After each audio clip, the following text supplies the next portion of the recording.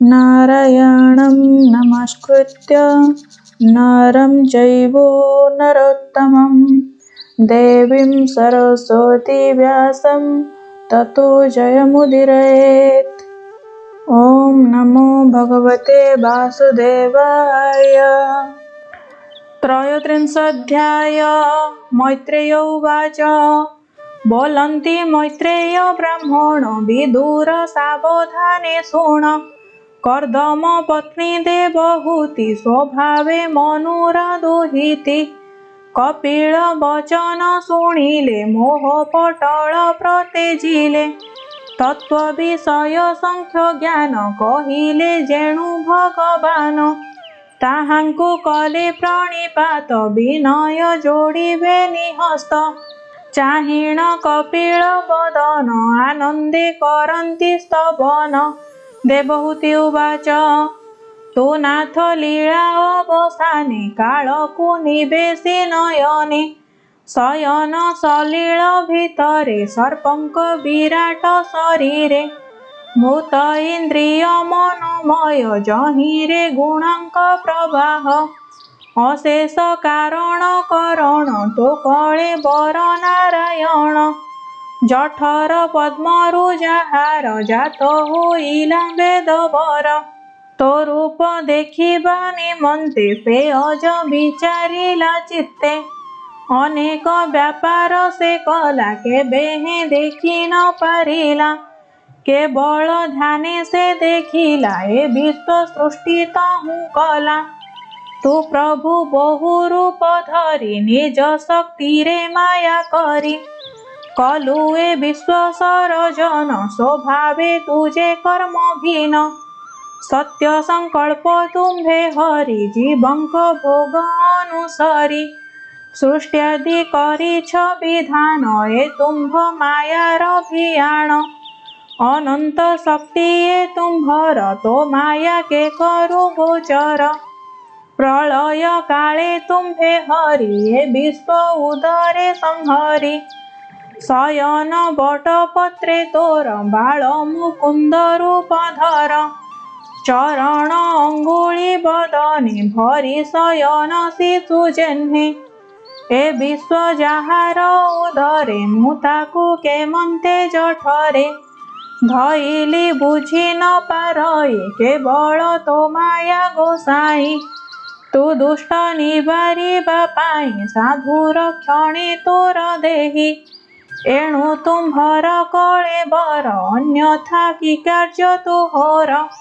तुम्भे कोलादि रूप धरि धर्म स्थापिल दुष्ट मारी। ए तत्व ज्ञान देबा पाई ए रूप धइल गोसाई। एणु कृतार्थ मोते कल पुत्र स्वरूपे प्रकाशिल। जा नाम करिण श्रवण अथवा करि संकीर्तन। जा पादे करि नमस्कार स्मरण करि नाम जार। चंडाल सोम योग्य होय जाति विचार भ्रांति नोहे। जे प्राणी नयने देखिला से किबा कृतार्थ नोहिला। एणु मु सुगति लभिली नयने तो रूप देखिली। मो भाग्य के करू प्रमाण मोते गोचर काहि पुण। चंडाल एणु श्रेष्ठ हेला जिह्वारे तो नाम धइला। जेणु तो नाम उच्चारिला सकल तप सेहु कला। होमादि कला वेद मंत्रे स्नान से कला नाना तीर्थे। अपरे नाही सदाचार तो नाम जिह्वारे जाहार। समग्र वेद से पढ़िला जे तुम्भ नाम उच्चारिला। तुम्भे जे पुरुष पुराण सकल जगत निदान। तुम्भंकु निश्चल मनरे जोगी भावन्ति निरंतरे। गुणमानंकु निज तेजे विनाश करिछ सहजे। तु ब्रह्म परम पुरुष जोगिंक मने तु प्रकाश। तुम्भे कपिल वेद गर्भ तु विष्णु व्यापी अछु सर्व। बंदई तुम्भर चरण तो बिनु न जानो इयान। मैत्रेय उवाच बोलन्ति मैत्रेय गोसाई शृण विदुर मन देई एमन्ते दिव्य स्तुति करी आनंद मने मोद भरी शृण हे विदुर तदन्ते जननी स्तवन करन्ते जे जे कपिल भगवान साक्षाते परम पुमान गभीर वचने सधीरे कहिले जननी छामुरे कपिल उवाच भो मात घेन मो वचन मोहर वाक्य दिय मन जे मार्ग भजन प्रकार कहिलु अग्रते तुम्भर जेबे मार्गे तुम्भे जीव एकांते कृष्णंकु लभिब अचिरे लभिब मुक्ति पाइण निश्चल भक्ति ए मार्गे श्रद्धा तुम्भे कर लभिब गोविंद पयर एमन्ते ब्रह्मवादी माने मोते लभन्ति सावधानी जहिरे मृत्यु भय नाही शुण जननी मन देई तुम्भे पाइब सेहि मते एणु कहिली तुम्भ हिते एमन्त जेहु न जानन्ति से प्राणी मोते न भजन्ति मैत्रेय उवाच एमन्त भावे आत्मा गति देखाई देले रमापति मातांक अनुमति नेले तपसा धने बने गले ब्रह्मवादिनी देवहूति जोग मार्गरे देले मति आश्रम सरस्वती तीरे जोग साधिले से निश्चले रहिले पुत्र वाक्य घेनी से स्थाने कर्दम हरणी से काल त्रये स्नान करी विहित सकल आचरी कुटिल अलक सकल से हेला कपिल जटिल कृषित लावण्य शरीर पिंधन्ति बकल अंबर एमन्ते तपस्वी निवेशे से देवहूति रहे तोषे रेचक कुंभंक पुरके उग्र तपस्या अतिरेके गृह संपद दूर करी तपस्वी बेसे वनचारी कर्दम अचल विभूति चित्तु त्यागिला देवहूति ता छाड़ी चित्त वैरागे भजन मार्गे अनुरागे पूर्वे कर्दम प्रजापति संपादी थिले जे संपत्ति गृहस्थ धर्म करिथिले उपमा नाही भूमंडले सुदिव्य विमाने बिहारी उपमा नाही तिनि पुरी जहि कल्पित वस्तु जेते अशेष रत्ने सुनिर्मिते मंदिरे स्फुटिकर कांथ भूमि चरित मरकत रत्ने जलन्ति दीप प्राय शोभने जोगी मन मोहे ललना कुल शिरोमणि से दिव्य पुरे निवासिनी भुवन वेढ़ी उपवन तहि कुसुम द्रुम मान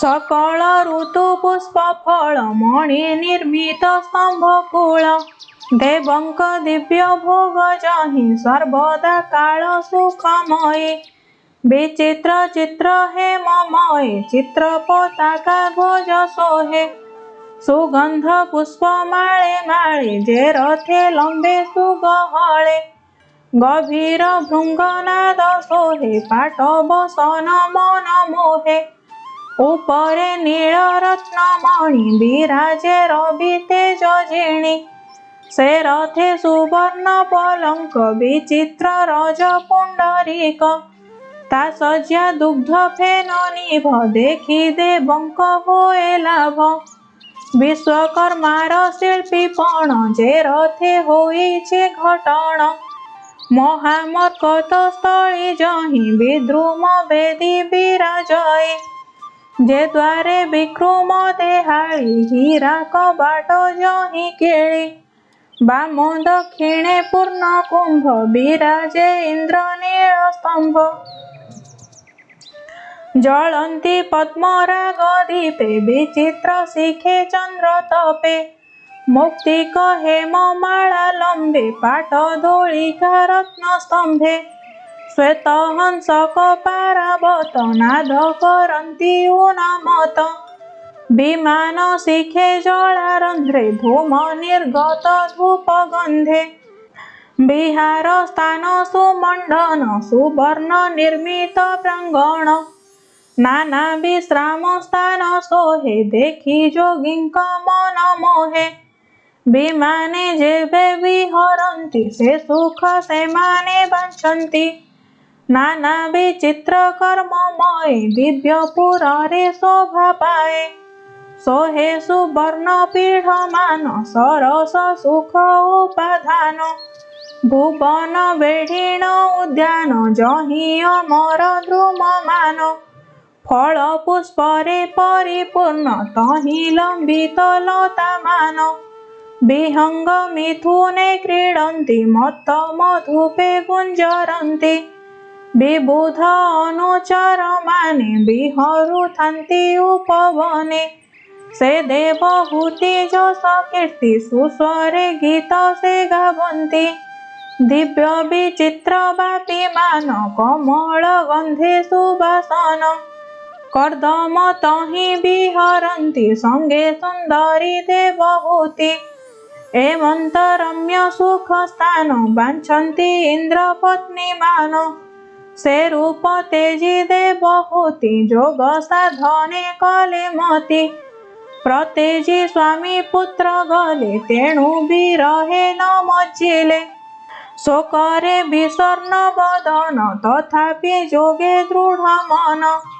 पति विच्छेद दुख कूले पुत्र सुसंगे सुखे थिले से पुत्र तेजी गले बन एणु विच्छेदे दुख मन वर्षा वियोगे जेन्हे गाई जे मंते व्याकुले रोदई से रूपे आकुल होइले हा पुत्र बोली मोह गले जन्मिला हृदय तत्व ज्ञान तथापि शोक विद्यमान पुत्रर गुण अनुक्षणे स्मरण करन्ति रोदने दुखे तृषित तसानन से देवहूति प्रतिदिन ध्याने निरोपी कपिलंकु सन्तन्ति डाकन्ति ताहाकु स्नेह छाड़िला धनागारे चित्त रहिला पुत्र ठारे मन को क्रमे स्थिर कले निश्चले सुदृढ़े बसिले जे ज्ञान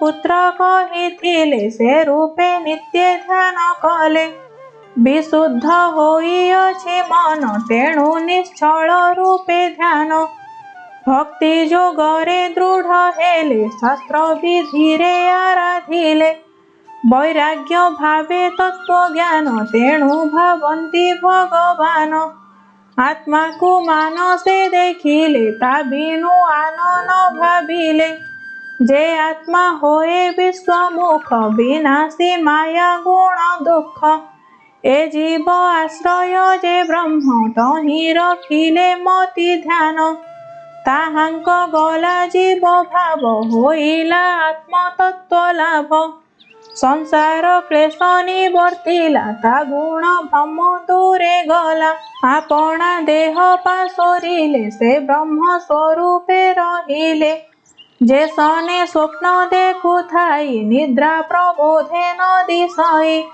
से रूपे देह पासोरिले केवल ब्रह्मांकु लभिले से देवहूति तप क्लेशे शरीर मलिन प्रकाशे अमर युवती सकले जे अंग समार्जुन थिले से देह मलिन दिशिला तही ता आदर नहिला जेणु ता मनु ता पगला एणु से अकृश होइला सुधूम पावकर प्राय तेबे हे अंग शोभा पाए मन निवेशी कृष्ण भावे बसी रहिले शांति लभे देह होइला जोगे लय आबर काहि लज्जा भय सुकेश बंधन फिटिला अंगे बसन न रहिला प्रारब्ध कर्म भोग जाए देह बंध मात्र थाए एणु से देह मात्र अछि ता पाई न स्मरई किछि। शुण हे विदुर तदन्ते से देवी जोगरे रहन्ते। लभिले से ब्रह्म निर्वाण जे सने जले जललीन। शुण विदुर जेउ स्थले से देवी सुसिद्धि लभिले। से स्थल पुण्य क्षेत्र हेला भुवने विदित होइला। ता नाम सिद्ध पद कही सिद्धेषु सिद्ध जाहि होई। से देवहूति कळे बर जोगेषु सिद्ध पुण्यतर। कृष्ण भावना ध्यान नित्य आनंद भक्ति जोग जुते। से ध्याने शरीर मेलाई नदी स्वरूपे गले बही। नदींक श्रेष्ठ से होइला सुपुण्य तीर्थ बोलाइला। जाहांकु से भी सिद्ध माने सिद्धि करन्ति तेणु स्थाने। नामता सिद्धिका होइला स्मर से पाप विनाशिला। से जे कपिल महाजोगी विषये होई बैरागी। मातांक स्नेह त्यागी गले ऐशान्य दिगे प्रवेशिले। समुद्र तीरे घोर बने बसे निर्मल जोग ध्याने। समुद्र ताहांकु देखिले आनंद मने पूजा कले। से तांकु देले दिव्य स्थान तहि रहिले भगवान। जहि सकल सुरगण सेवन्ति जे जानि जोगण।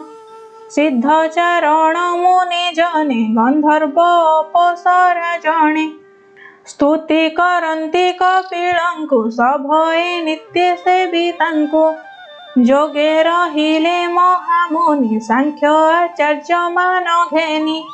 त्रिलोक जन शांति पाई जोगे रहिले जोग साई। रहिले ब्रह्म कल्प जाए लोक शिक्षा रे देवराए। विदुर पचारिलो जाहा संपादी कहिली मु ताहा। कपिल देवहूतिंकर पवित्र सुज्ञान विचार।